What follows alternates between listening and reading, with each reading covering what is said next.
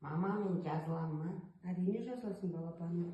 Құрметті оқырмандар, біздің оқырмандарымыз және көптеген жақсы жандар біздің Мансұрдың еміне үлес қосып, бізге көмек берсеңіздер, және менің Мансұр балапанымның емін жалғастыруға үлестеріңізді барынша қоссаңыздар екен.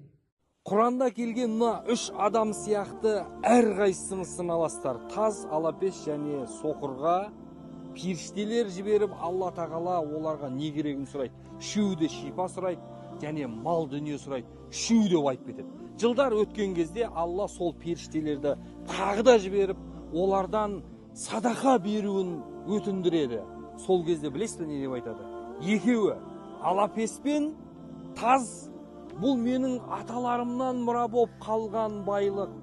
Сондықтан мен саған оны бере алмаймын дейді. Періштелер, біз Алладан сені сынау үшін келген едік. Бұрынғы қалыптар